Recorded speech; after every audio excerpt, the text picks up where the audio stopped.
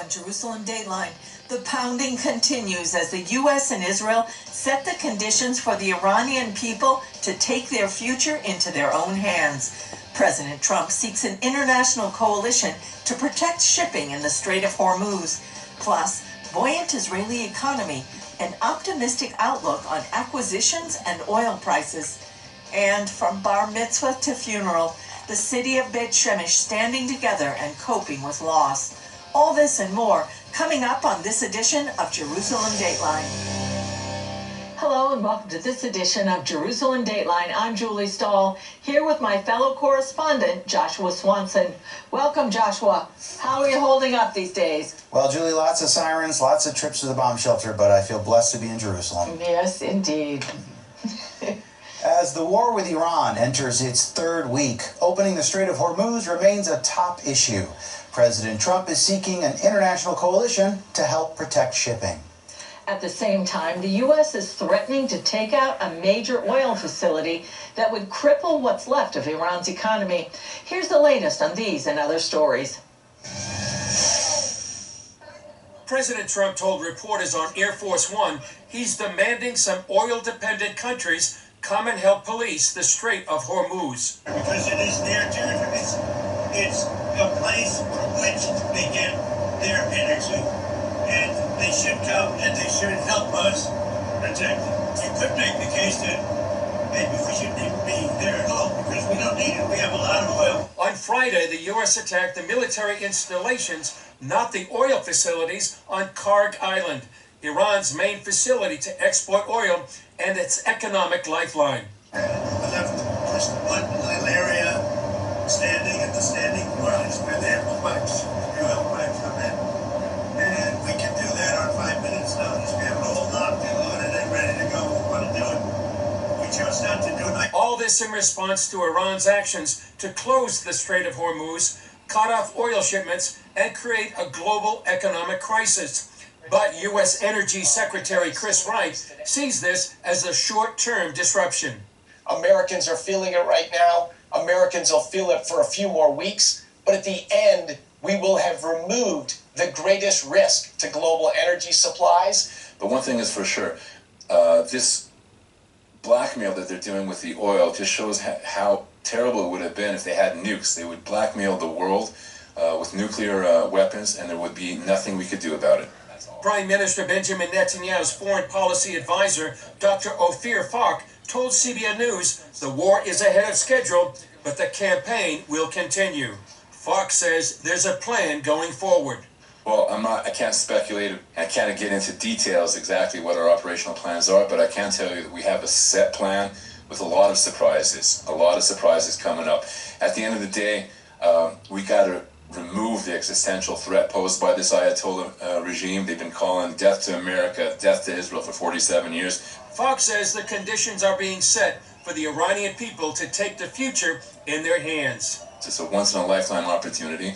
We've been decimating this Ayatollah regime, its capabilities. It's a death cult that's been terrorizing the world and its people for decades. They slaughtered civilians, Iranian civilians on the streets just a few weeks ago. Thousands of them, maybe tens of thousands of them. And at the end of the day, it's up to the Iranian people to do the right thing. And I think they will do the right thing. The IDF is also sending more ground forces into Lebanon to target Hezbollah forces and create more security for residents in northern Israel. The U.S. and Israel are also fighting back against propaganda fueled by artificial intelligence.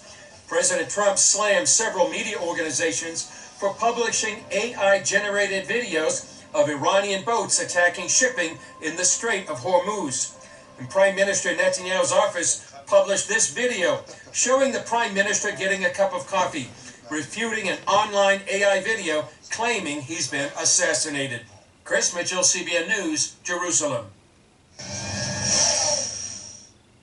Calling Iran a paper tiger, President Trump says 7,000 Iranian targets have been hit so far, reducing the regime's missile capability by 90%. They have been literally obliterated. The Air Force is gone. The Navy is gone. But opening the Strait of Hormuz to get oil flowing remains a problem.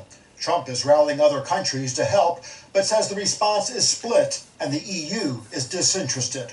Some are very enthusiastic and some are less than enthusiastic, and I assume some will not do it.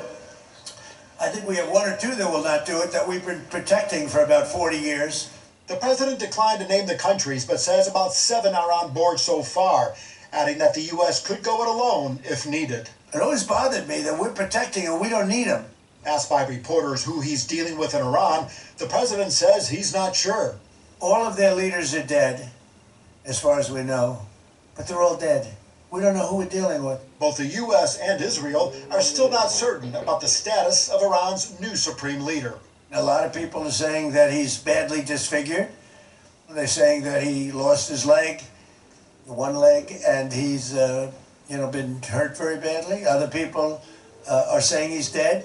Where is Mushtaba? I mean, they elected the leader. He's not there.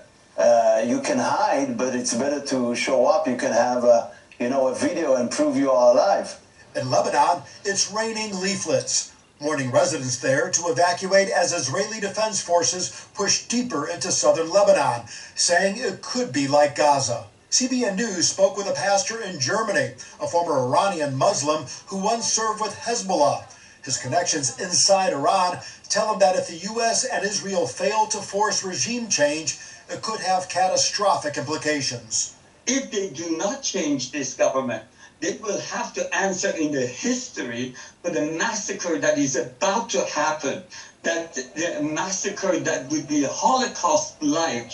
If the government is not changed, then the world, United Nations, and every European, especially Europe, not North America, Europe, has to prepare itself for literally millions and millions of refugees that will flood their nations. The Wall Street Journal reports the crackdown has already begun as security forces battered by U.S. attacks ride through the streets at night, brandishing their weapons and threatening to arrest or kill so-called collaborators.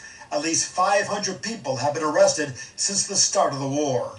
And today, the IDF announced it's killed the head of the Basij, the paramilitary force carrying out the crackdowns, as well as the head of Iran's Supreme National Security Council.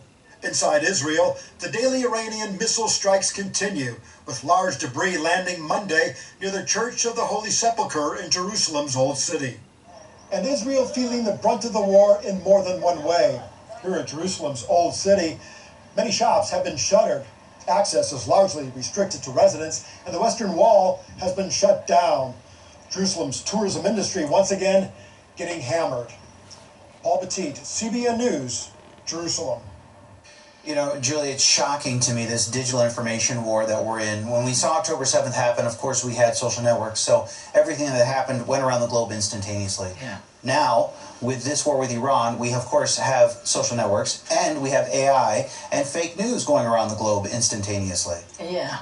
It's pretty wild. I just spoke with an expert who said how China is contributing to that fake news, especially in the U.S., because they didn't want the U.S. to be involved in this war because they prefer to continue to get their oil, and how they're even now trying to make a deal with this falling apart Iranian regime to keep their oil flowing. I mean, 15 to 20% of their oil of 1 billion people comes from Iran, so it makes sense as they're trying to negotiate, but it seems like they may be negotiating with a regime that's about to fall. Yeah. And on this digital information again, I can't tell you how many people contacted me over the weekend asking if Netanyahu had been killed.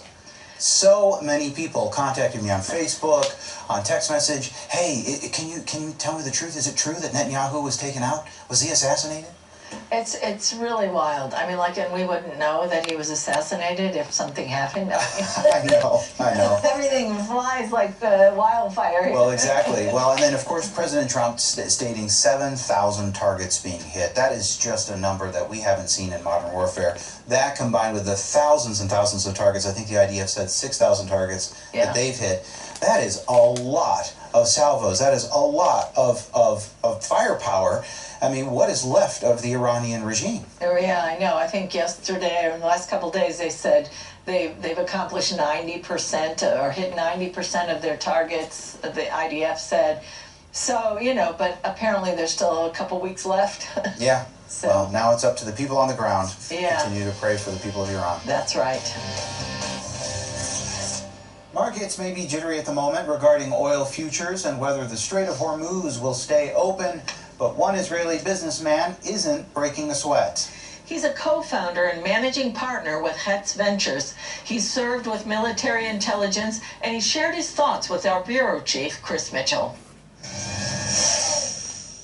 So, Judah, even in the midst of war, there's been a lot of economic activity and acquisitions. What's happening now in Israel? Yes, in Israel, things don't stop. The high-tech sector and in large, the entire economy is extremely resilient. In the first year of the war that started on October 7th, we saw the largest acquisition ever from Google and in Israel, and that was the acquisition of Wiz for $32 billion.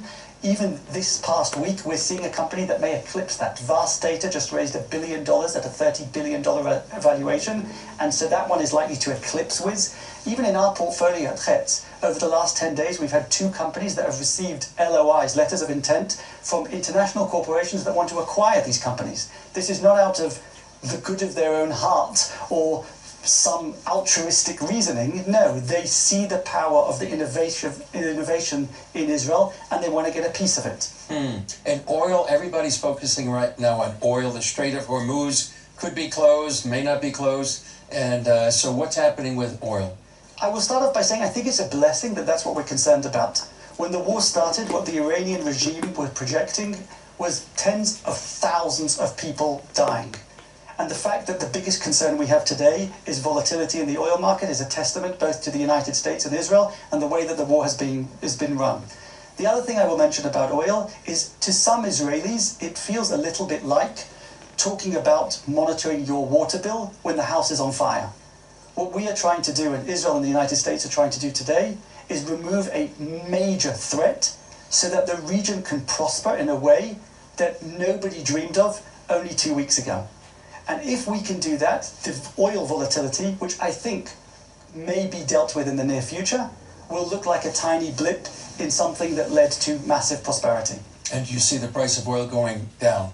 Well, we've seen it go up. It's now coming back down. I think there might be a little bit more volatility in it. If I knew the answer to that, I would be currently trading. But I do think if we take a 3-month view, not even a 3-year view, a 3-month view, we're likely to see it stabilize in a place that will make people calm down quite dramatically. Yeah. Judith Taub, great to be with you. Thank you for your analysis. Thank you very much. By any account, Israel's missile defense system has been a roaring success, with a 90% or higher interception rate against the growing threat from Iran and its proxies. Since October 7th, interceptions have numbered in the tens of thousands against rockets, drones, missiles, and cluster bombs, all aimed at Israeli citizens. Not every incoming rocket, drone, or missile gets intercepted, however, and that was the case a few weeks ago in Tel Aviv and the small city of Beit Shemesh. In those instances, a total of 10 people died, with many more injured. Our correspondent Paul Petit looks at how the war became all too real for the tight-knit town of Beit Shemesh. Less than 24 hours into the war, an Iranian ballistic missile hit this Tel Aviv apartment building, killing one and injuring nearly a dozen others. 12 hours later came this deadly missile attack on Beit Shemesh, sending shockwaves through this Orthodox Jewish community. There were ambulances everywhere, and I just started following the fire trucks and firing the ambulances, came to the spot, and it was like a real scene of a war. The missile killed 9 and hurt more than 40 others when it destroyed the synagogue, its bomb shelter below, and adjacent homes. The Cohen family lost their father. So instead of celebrating his bar mitzvah, he's buried his own dad. And this is very sad. And the mother couldn't be in the funeral too because she was in the hospital. It's hard to imagine that this is my own city. This is where I live, where my family lives. This is where our office is, so close by. And you never think that it's going to hit so close to home. Many Americans live here too, as Beit Shemesh is one of Israel's fastest growing cities. It's also a popular destination for Jews making Aliyah. It was very, very, very devastating to see that. Now this breaks your heart. This was once a synagogue. Now this is what's left. Take a look. Burnt out pages of a Hebrew prayer book, a kippah, a Hebrew shawl. People were worshiping here on Sunday when the sirens went off and they took cover. 30 people went inside that bomb shelter. 3 of them died. That's why the rabbi we spoke with says Iran isn't a country, it's a terrorist state. And once again, we see that just like Hamas hid behind their civilians and attacked Israeli civilians, that is the game plan and that is the playbook for all terrorists. They go out of their way to target civilians. This is very sad. I know part of the people was here, and that's really, really sad. There was a good people. Good people like the teenage Bitan siblings. Their father likened his loss to Abraham, saying, Abraham bound 1 son, I bound 3. The sadness also brought resilience. One woman whose husband died said, they may break our body, but they will not take our spirit and soul. Because of their faith, they do not blame anyone. They said, this is what's supposed to happen, this is what happened. I do not mad about anyone, and that's all. This is all what faith is about. Shortly afterward, Prime Minister Netanyahu toured this devastation. His spokesman, Dave Mintzer, expressed shock at what he saw and was stunned by what he heard. The people came out to greet us and said to the Prime Minister, we've lost 9 of our community in that one single missile strike, 9 of our people. But the people in the community said, keep going, Prime Minister. Finish the job, Prime Minister. I tell you, I can't begin to tell you how moving that is. It didn't take long before neighbors converged to console survivors and help in the cleanup. If we get hit, someone gets hit, it's like our part of our body got hit. And we want to help, we want to give it attention, and we want to be with it. So we're together, it's difficult, but the most important thing in these kind of situations is being in movements, moving and helping and being there for each other. Paul Petit, CBN News, Bet Shemesh, Israel. Another result of the war with Iran is how it's affected travel to and from the Middle East. Those who wanted to leave Israel have found ways to exit, but not everyone has chosen to leave. Our Chris Mitchell interviewed one American lady who's experienced what Israelis have gone through for years. Take a look. Well, for a United States citizen and a Western girl, this is not normal. Sirens and shelters and missiles and shrapnel, and it's a different muscle, one that I'm not used to. But there's no greater joy right now for me than being among God's people, comforting them in bomb shelters, listening to them, talking to them, seeing their resilience and just their faith in God, and being able to just be led by the Spirit and pray while I'm here until I have an exit strategy. Yeah. How would you describe to people in the U.S. that are watching this from afar? You're here on the ground, experiencing it day by day, hour by hour. What would you tell them? I would tell them that to pray, to care, to be involved.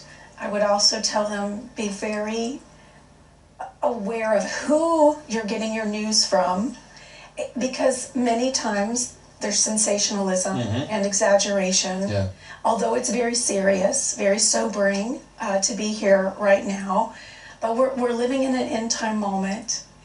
The Lord needs His church to be awake and to be prayerful and to be caring and comforting and support those who are on the ground here in the news and the government and education, and really press in to truth. And so how would you recommend that they should pray?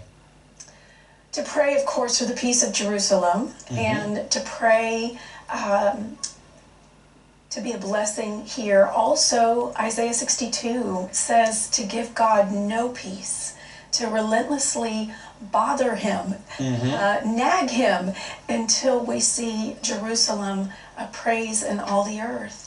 And like it or not, this is the centerpiece of biblical history. This is where the showdown is. This is where Yeshua is coming back. And so it's very important.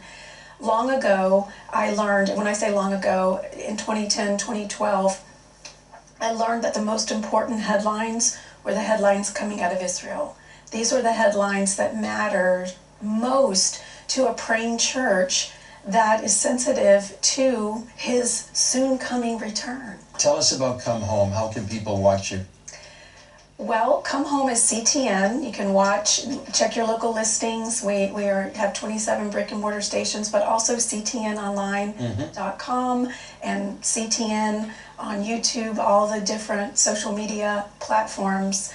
But I'm a host there, and have a third of my programs are about Israel and about our Hebraic roots and about what God is doing right now. Amen. Jennifer Mellon, great to be with you, and thanks for being here. Thank you, Chris. It's an honor. Since the war erupted with Iran, CBN Israel has been delivering urgent emergency aid, supplies, and trauma support to those affected. One such family was Yuri and Olga and their 3 children in Beersheba. They lost just about everything in a direct missile strike and found themselves without any appliances, doors to their apartment, glass on the floor. That's when a friend told them about CBN Israel. Take a look. In the midst of this crisis, CBN Israel jumped into action right away. Our team rushed to Beersheba, assessed the damage, and stood shoulder to shoulder with Yuri and Olga's family in their toughest moment.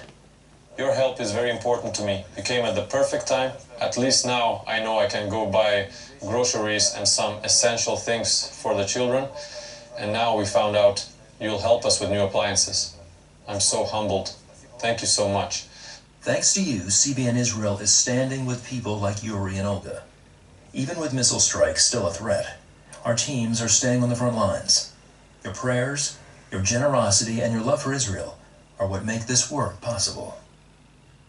That's all for this edition of Jerusalem Dateline. Thanks for joining us. Please keep praying for wisdom for President Trump and Prime Minister Netanyahu, and that justice and freedom would be brought about in Iran and all of the Middle East. And keep praying for Lebanon, the Gulf states, Israel, and for the peace of Jerusalem, and for all those caught in harm's way. And remember, the God who watches over Israel, and you and me, neither slumbers nor sleeps. I'm Julie Stahl. For all of us here at the Jerusalem Bureau, we'll see you next time on Jerusalem Dateline.